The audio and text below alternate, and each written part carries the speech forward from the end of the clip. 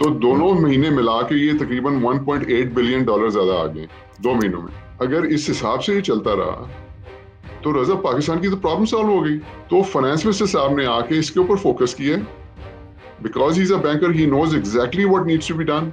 कि चूंकि incomes decline हो रही हैं, महंगाई बढ़ी है, कॉस्ट ऑफ लिविंग बढ़ी है, तो इसलिए शायद फैमिलीज की डिमांड भी ज्यादा हो गई है।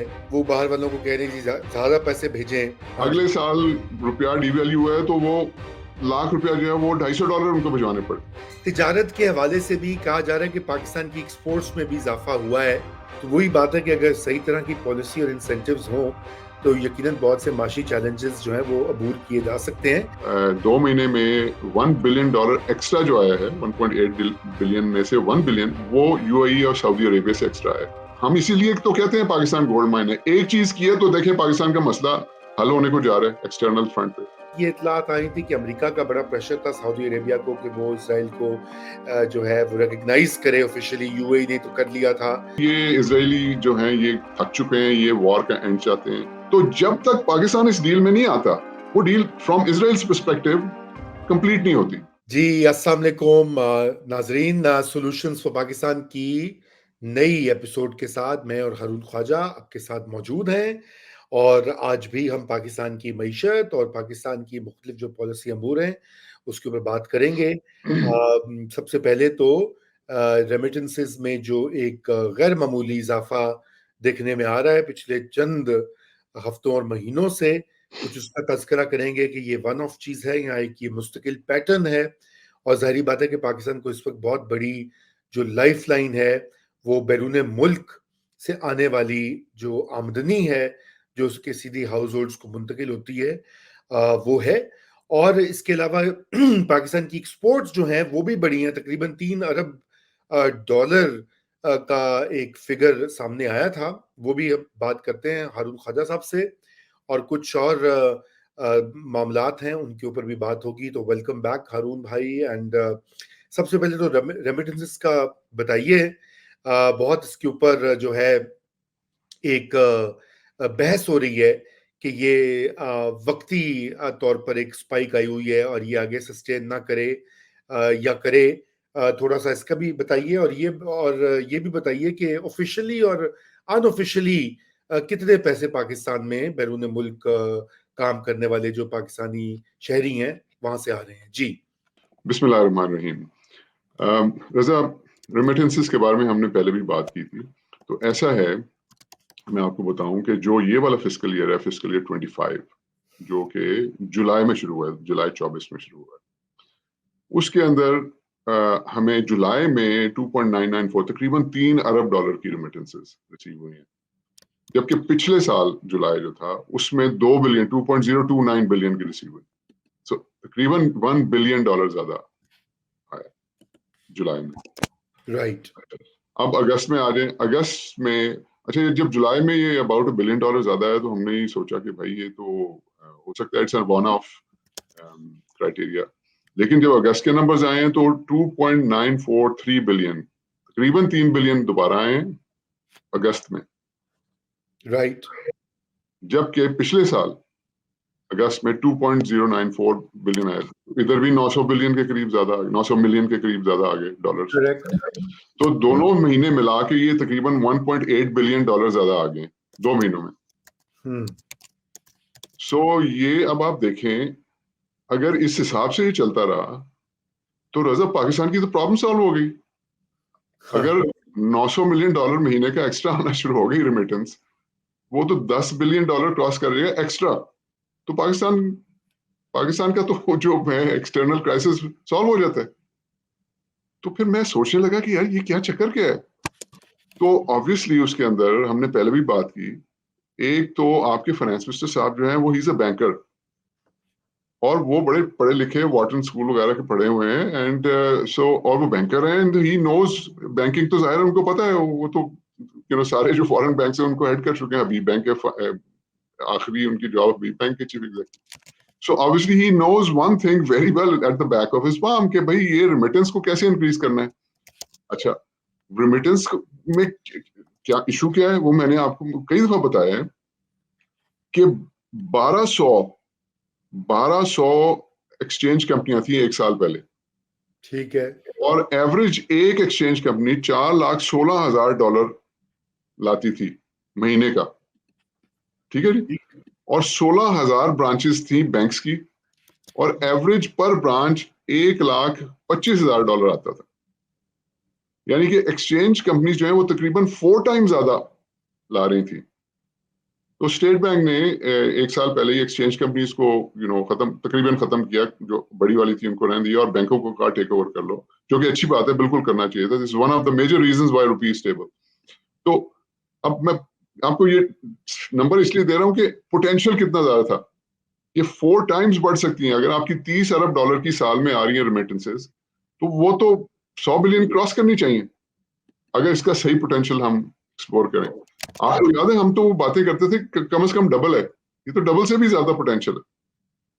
तो फाइनेंस मिनिस्टर साहब ने आके इसके ऊपर फोकस किया, because he is a banker, he knows exactly what needs to be done, how the banks need to be incentivised.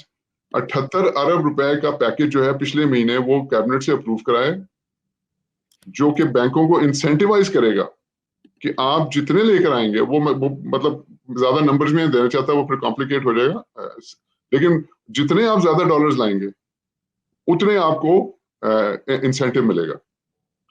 तो आप देखें उसका रिजल्ट निकलना शुरू आगे। Right. So to conclude, Raza, and to put a little bit of spin, if you may allow me, तो वो ये है कि देखें, एक टाइटैनिक जो होती है डूबती हुई कश्ती, उससे तो सब छलांग मार देते हैं, लेकिन एक गोल्ड माइन, जो कि हम बार बार कह रहे हैं, पिछले 2 साल से कह रहे हैं पाकिस्तान तो गोल्ड माइन है, तो अगर ये समझ आ जाए किसी को कि ये तो वाकई गोल्ड माइन है, और $1 अरब सिर्फ एक काम करने से $1 अरब महीने का आना शुरू हो गया एक्स्ट्रा, तो ये गोल्ड माइन कौन छोड़ेगा, और क्यों कोई छोड़े ये गोल्ड माइन कि कोई और क्रेडिट ना ले जाए फ्यूचर में इसका आगे। जी हाँ, प्रैक्टिकल इम्प्लीकेशंस भी हैं। नहीं नहीं, बहुत अहम ये नुक्ता आपने उठाया है, लेकिन मुझे ये बताइए कि इसमें एक वजह ये भी तो है कि जिस तरह के पाकिस्तान के आजकल हालात बने हुए माशी, तो उसमें लोग अपने घर वालों को भी एक ये भी लोग उसको इंटरप्रेट करते हैं कि चूंकि इनकम्स डिक्लाइन हो रही हैं, महंगाई बढ़ी है, कॉस्ट ऑफ लिविंग बढ़ी है, तो इसलिए शायद फैमिलीज की डिमांड भी ज्यादा हो गई है। वो बाहर वालों को कह रहे हैं जी ज्यादा पैसे भेजें हमारे, हम मुश्किल में तंगी में हैं। ये आपसे मुत्तफिक है इस इंटरप्रिटेशन से? I think to a certain extent ये होगा, लेकिन इसका जो इम्पैक्ट है वो इतना ज्यादा नहीं, बिकॉज आप देखें at the same time rupee जो है ना, generally speaking year over year rupee जो है वो उसकी वैल्यू कम होती है। जी तो इस दफा रुपी की वैल्यू स्टेबल रही है। राइट, तो बिल्कुल। फ्रॉम दैट परस्पेक्टिव भी आप देखें ना, पहले उनको कम डॉलर भेज के उतने ही पैसे मिल जाते थे, क्योंकि हाँ, रुपी जो है डिवैल्यू होता था। तो मसलन एक साल उन्होंने ₹1,00,000 भिजवाना है, तो वो उनको लेट से $300 भिजवाने पड़ते थे। हाँ अगले जी, साल रुपया डिवैल्यू हुआ है, तो वो ₹1,00,000 जो है वो $250 उनको भिजवाने पड़े, करेक्ट। राइट। तो जनरली स्पीकिंग ये होता था, लेकिन अब तो ईयर ओवर ईयर वो ₹278 का डॉलर है, डॉलर की पैरिटी तो उतनी रही है। सो हो सकता है ये हो जो आप कह रहे हैं, लेकिन इसका इम्पैक्ट इतना ज्यादा नहीं हो सकता कि $1 अरब जो है वो ज्यादा आना शुरू हो जाए। व्हाट हैज हैपेंड इज कि वो जो डॉलर्स आ रहे थे आपकी ग्रे मार्केट से, वो शिफ्ट हुए इस तरफ, इसलिए कि बैंकों ने वो वाली सर्विस देना शुरू कर दी है जो कि खान साहब या चौधरी साहब या भट्ट साहब दे रहे थे फॉरेन एक्सचेंज कंपनीज में बैठ के। राइट, दूसरे है कि हमारे क्योंकि वजीर खजाना बैंकर है, उनको एग्जैक्टली पता है कि बैंकों को कैसे इंसेंटिवाइज करना है। 78 अरब रुपए का पैकेज वो लेकर आए और उनको इंसेंटिवाइज कर रहे हैं कि भाई ज्यादा डॉलर लाओ तो तुम लोगों को ज्यादा इनाम मिलेगा। बिल्कुल। ये थैंक यू। अच्छा, ये बढ़ते हैं तिजारत के हवाले से भी कहा जा रहा है कि पाकिस्तान की एक्सपोर्ट्स में भी इजाफा हुआ है, और टेक्सटाइल के शोबे में खुसूसन। जरा इसके ऊपर भी कमेंट कीजिए।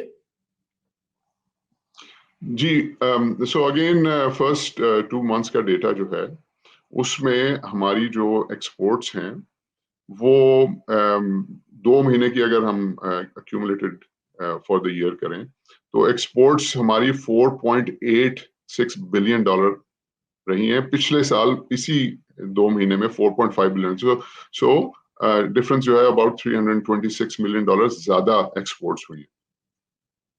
इंपोर्ट्स उसके मुकाबले में 2 महीनों में तकरीबन $9.5 बिलियन हुई हैं। पिछले साल $8.4 बिलियन हुई। बिल्कुल। तो अब ट्रेड डेफिसिट यानी कि जो हमारी इंपोर्ट ज्यादा हुई है एक्सपोर्ट से, तो वो हमारा नेगेटिव जो है वो पिछले साल $3.8 बिलियन था, इस साल $4.7 बिलियन है। सो तकरीबन $830 मिलियन ज्यादा हमारा ट्रेड डेफिसिट है। राइट। लेकिन क्योंकि रेमिटेंसेस हमारी पिछले साल 2 महीने जो थे वो 4.1 बिलियन आई थी, इस साल 5.9 बिलियन आई है। सो 1.8 बिलियन एक्स्ट्रा रेमिटेंसेस आ गई हैं। उसने हमारे ट्रेड डेफिसिट को ओवरकम कर लिया। और करंट अकाउंट डेफिसिट हमारा जो है वो $981 मिलियन वो खसारे की बजाय सरप्लस में आ गए। अच्छा, लेकिन फिर हम अपनी डेट रिपेमेंट करते हैं, प्रॉफिट रिपैट्रिएशन करते हैं वगैरह, ये आउटफ्लोज हैं। वो सारा कुछ करने के बाद हमारा जो करंट अकाउंट डेफिसिट जो आफ्टर ऑल दीज रिपेमेंट्स वो $171 मिलियन सिर्फ, यानी कि हम तकरीबन बैलेंस कर चुके हैं अपनी जो इनफ्लोज ऑफ डॉलर्स और आउटफ्लो ऑफ डॉलर्स को तकरीबन बैलेंस कर चुके हैं इन 2 महीनों के अंदर। सिर्फ $171 मिलियन का डेफिसिट है कंपेयर टू लास्ट ईयर जो कि $893 मिलियन का डेफिसिट था। So wonderful news. External front पे तो मैं समझता हूँ कि फुल मार्क्स टू द ये तो वाकई अच्छे फिगर्स हैं। और मेरे ख्याल से फिर जो कनूतियत या पेसिमिज्म इतना ज्यादा है पाकिस्तान की और पाकिस्तान की मईशत के बारे में, वो थोड़ा सा मिसप्लेस्ड लग रहा है। क्योंकि इन तमाम तर मुश्किल हालात में भी, और जो भी मुल्क में इस वक्त इंस्टेबिलिटी भी बड़ी शदीद है, उसके बावजूद ये फैक्टर्स जो हैं एट प्ले हैं। तो वही बात है कि अगर सही तरह की पॉलिसी और इंसेंटिव्स हों तो यकीनन बहुत से माशी चैलेंजेस जो हैं वो अबूर किए जा सकते हैं। इससे मुझे ये याद आया कि आप क्या समझते हैं कि हम जो सस्टेनेबल ग्रोथ या ऐसी मतवातिर शराय तरक्की या डेवलपमेंट हम कैसे उसको हासिल कर सकते हैं? जी हारून भाई। रजा देखिए, अच्छा ये जो हमने अभी डिस्कस किया है ट्रेड नंबर्स और रेमिटेंसेस, कीप इन माइंड कि रेमिटेंसेस जो है वो कहाँ से ज्यादा आई हैं। ये जो $1.8 बिलियन दो महीने में एक्स्ट्रा हैं, तो ये इंक्रीज जो है ये $500 मिलियन $500 मिलियन ज्यादा जो है वो यूएई से आए। उसके बाद तकरीबन $500 मिलियन $500 मिलियन जो है वो सऊदी अरब से एक्स्ट्रा आए। और फिर तकरीबन $500 मिलियन $500 मिलियन जो है वो यूके यूएसए और यूरोप से आए। तो यूके यूएसए यूरोप को तो साइड पे रखें, उधर ये इशू नहीं। लेकिन कीप इन माइंड कि आपकी जो 2 महीने में $1 बिलियन एक्स्ट्रा जो आया है, 1.8 बिलियन में से 1 बिलियन वो यूएई और सऊदी अरेबिया से एक्स्ट्रा आया। ठीक है, तो ये ध्यान में रखें कि ऑल्दो दिस इज वंडरफुल, ये बड़ी अच्छी बात है, ये होना चाहिए, लेकिन remember foreign policy as well. जितना ऑब्वियसली यहाँ से पैसा आएगा, जो कि अच्छी बात है, उतनी आपकी फॉरेन पॉलिसी जो है वो जरा you have to be very careful, उतनी इंडिपेंडेंस कम हो जाती है। तो while this is a very good thing and we should continue to do that, this is not the only thing that we should do. ये नहीं है कि वो जी हॉकी का मैच शुरू हुआ और पहले मिनट में गोल कर दिया, उसके बाद बस रिलैक्स हो गया।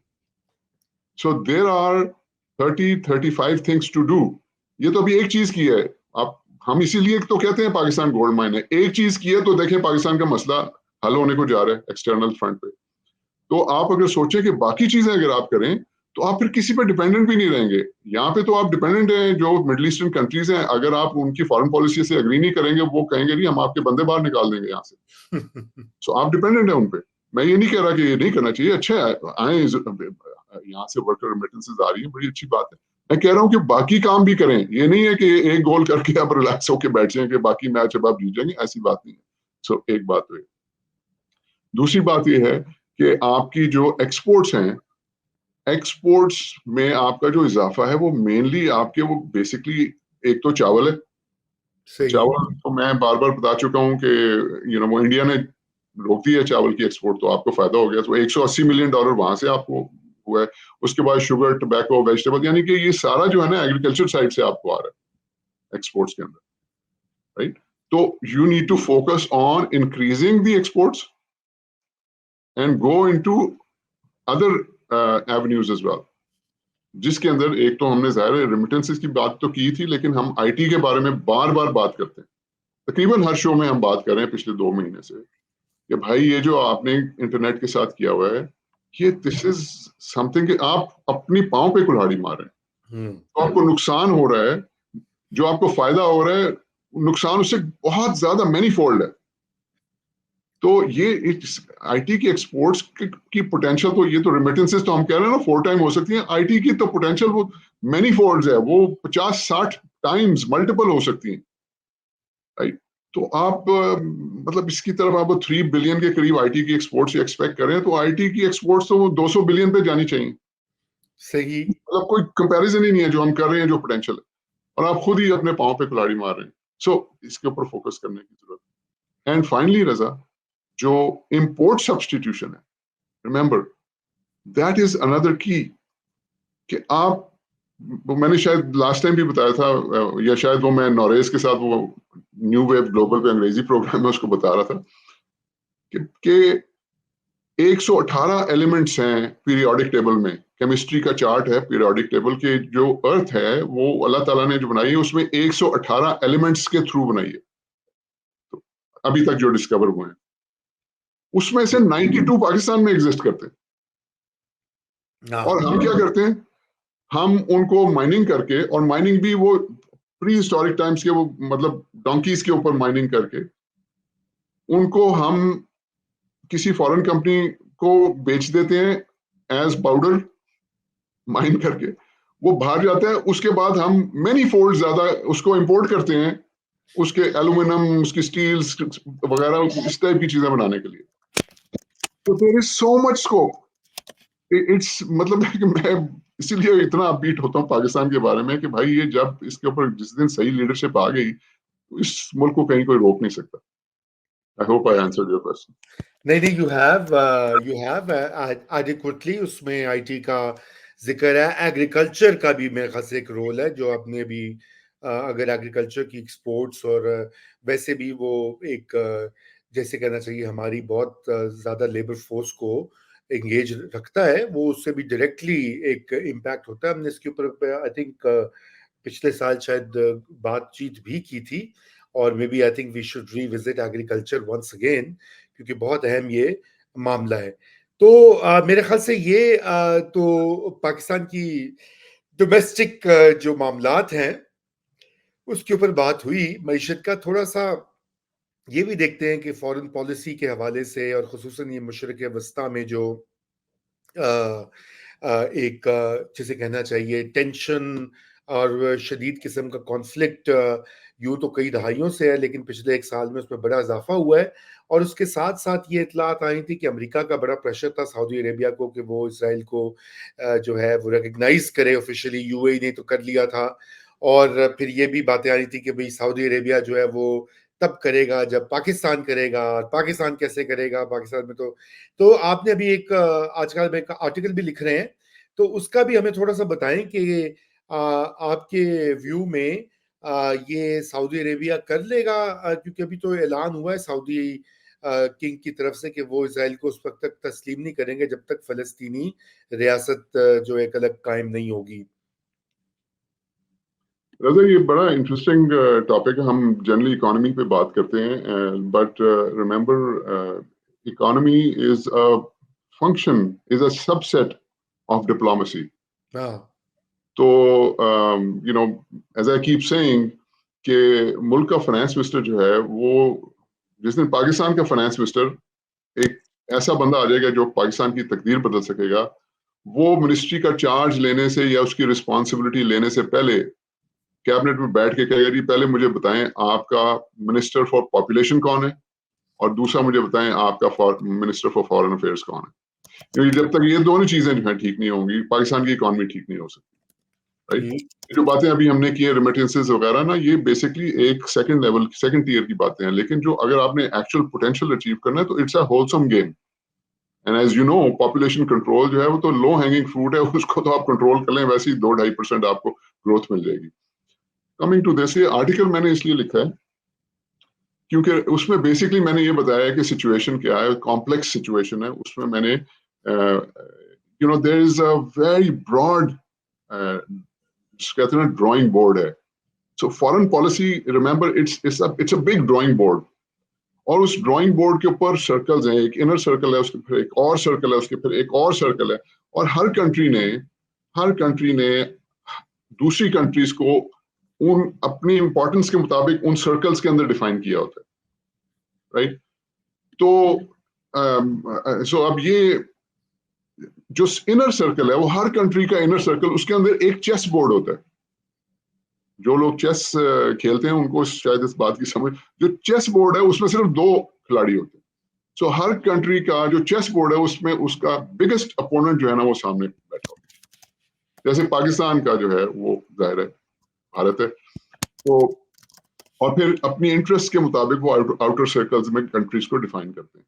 तो ये जो इजराइल, पैलेस्टाइन, मिडिल ईस्ट का, वो मैंने आर्टिकल इसलिए लिखा है कि ये एक ऐसा ड्राइंग बोर्ड है कि इसके अंदर जो नजर आते हैं वो नहीं, इसके अंदर और बड़े फैले हुए जो है ना इश्यूज हैं, जो कि जब तक सेटल नहीं होंगे, वो पुश एंड पुल एक बैलेंस पे नहीं आएगा, तो ये मामला सेटल नहीं हो सकता। मैंने उसके अंदर आर्ग्यू किया है कि you know Israel defence forces, उनका क्या पर्सपेक्टिव है। वो तो कह रहे हैं जी कि हमने तो क्लियर कर लिया है गाजा को, हम तो उधर रोम, हम जिधर चाहते हैं चले जाते हैं, और हमने हमास को जो है वो बहुत उसको डिस्ट्रॉय नहीं कर सके, लेकिन उसको बहुत हद तक यू नो दबा दिया है, और जिस तरह वो पहले ऑपरेट कर सकते थे अब नहीं करते।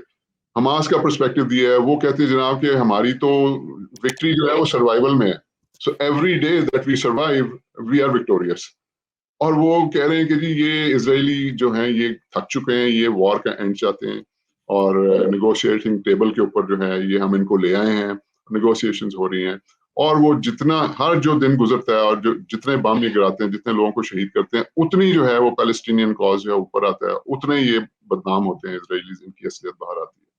फिर अमेरिका का पर्सपेक्टिव है। तो अमेरिका जो है रजा, वो बड़ी इंटरेस्टिंग बात कि अमेरिका ने नंबर 1 चाइना एशिया पैसिफिक के अंदर से बाहर निकल रहा है, रशिया वो यूरोप की तरफ पेशकदमी करने जा रहा है यूक्रेन के थ्रू, वहां पे खतरा है, और ईरान जो कि मिडिल ईस्ट की तरफ जो है वो पेशकदमी करना चाह रहा है। तो अमेरिका ने एक अलायंस क्रिएट किया है वर्ल्ड वाइड, इसके थ्रू वो इन तीनों फोर्सेस को, इन तीनों कंट्रीज को रोकना चाह रहे हैं। अब उस अलायंस का एक बहुत इंपॉर्टेंट जो है एलिमेंट, वो एशिया पैसिफिक से लेके all the way middle east से होता हुआ यूरोप तक, ये पूरा एक अलायंस चलता है।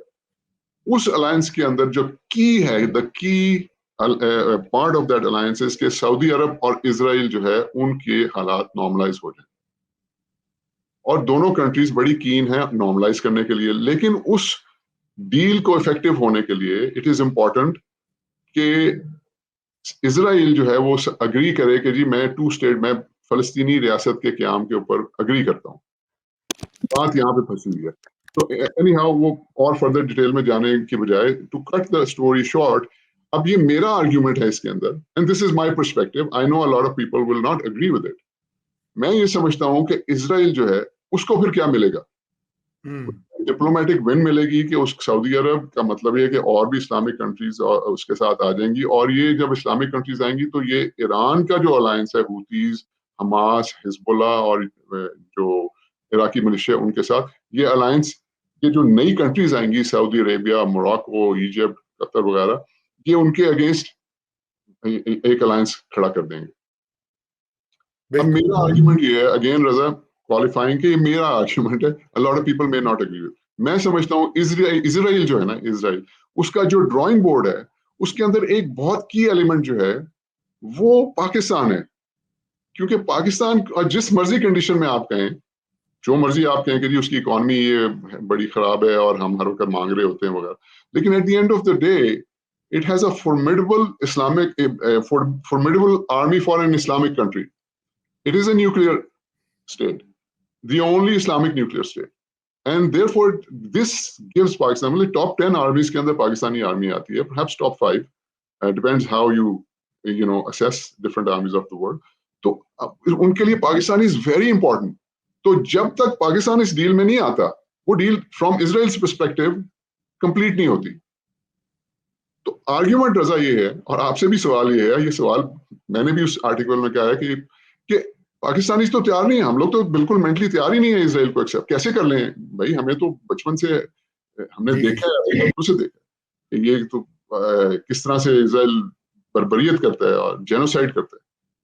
लेकिन अगर एक ऐसा टाइम आता है कि आपको यूनाइटेड स्टेट्स और इसराइल पुश्त के ऊपर आपको ऑफर करे जनाब कि हम ऐसा करते हैं कि हम आपके लोन्स जो हैं वो राइट ऑफ कर देते हैं, या आपको कोई ऐसा पैकेज दे देते हैं, आपकी सारी इकोनॉमिक प्रॉब्लम सॉल्व हो जाएंगी, हम आपके न्यूक्लियर प्रोग्राम को ऑफिशियली एक्सेप्ट कर लेते हैं, आपको न्यूक्लियर सप्लायर्स ग्रुप के अंदर ले आते हैं, मतलब कोई ऐसी डील दे दे कि उसमें फिर पाकिस्तान क्या करेगा। और पैलेस्टीनियन एक हक खुद इरादियत उनकी स्टेट को भी एक्सेप्ट कर लेते हैं, यानी कि जब अरबों की उनके साथ लड़ाई दोस्ती हो जाएगी तो फिर पाकिस्तान के पास क्या चॉइस है, क्या फिर पाकिस्तान आगे जाएगा और इस कोalition में शामिल होगा या नहीं। It's a question that I left so that you know Pakistani जो हमारा फॉरेन ऑफिस है वो सोचना शुरू कर दे कि भाई अगर ये हो जाए तो क्या करेंगे। उस वक्त ना ये कहना उनकी करिए। जी, सही बात है। बहरहाल ये मेरे ख्याल से एक ऐसा मामला है कि पाकिस्तान में इसके ऊपर डिबेट तो अभी तक हुई नहीं है, और जो एक ही साइड का कभी कोई वो बस सीक्रेट एक चीज लीक हो जाती है, आगे जाती है, ये मतकाजी है कि एक कौमी इसके ऊपर डिबेट हो और जो मुख्तलिफ आरा हैं सियासी और गैर सियासी, उन सब का जायजा लिया जाए, और पाकिस्तान का जो इंटरेस्ट हमें अपना देखना चाहिए कि हमारा इंटरेस्ट किस में है, माशी इंटरेस्ट कहाँ पे है, स्ट्रेटेजिक इंटरेस्ट कहाँ पे है, और जज्बात पे नहीं बल्कि होश से काम लेना चाहिए। तो हारून भाई, thank you so much for joining, और इंशाल्लाह अगले हफ्ते फिर मुलाकात होगी। खुदा हाफिज।